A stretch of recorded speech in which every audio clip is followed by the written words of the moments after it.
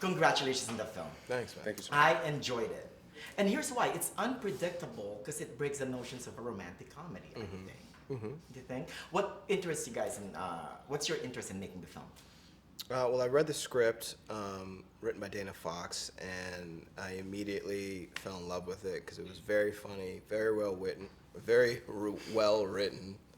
Poorly pronounced, but really well written. Extremely well written. She couldn't spell. And, It was the characters were very three-dimensional, and that definitely attracted me to the project. same. I thought it was really funny. I thought it was well written. I thought it was, as you spoke to a moment ago, that each of these characters felt complete, like real people. That you weren't sort of watching just archetypes of characters, and you didn't feel like halfway through the story like, oh, they wind up together.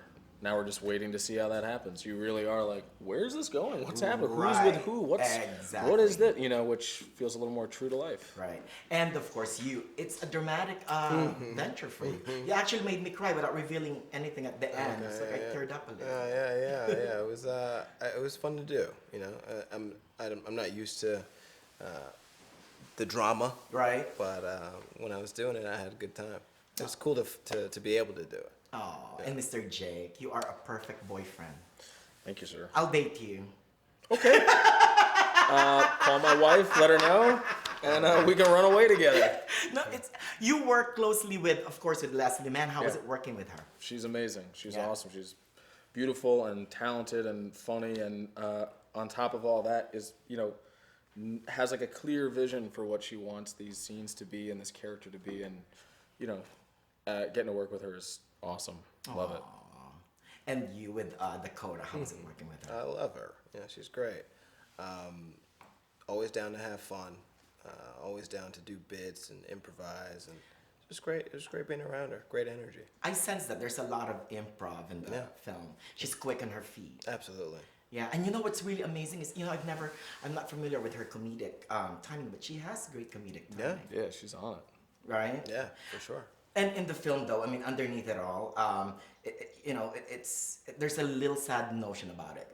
Single women in society, right? Like past your prime, is it easier for men to be single than women, you think? I think it's all outlook, I think it's the confidence that you bring to the table. I think that women discuss it a lot. I feel like women tend to make these things bigger than they have to be. It's all, I don't know. I don't believe in it. I think you are what you attract. Right. I think it's also easier for men to be single for a long time.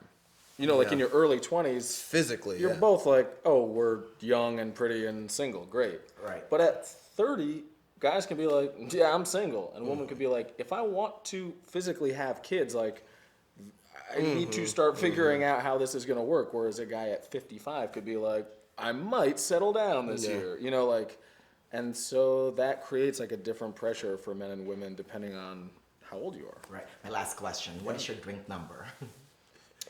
3. I'm a lightweight. Ooh. Yeah. Yeah, it depends on if anybody slipped me anything. Minus 1. I'm easy. Thanks a lot. Thank you, guys. Great to meet you. Thank you.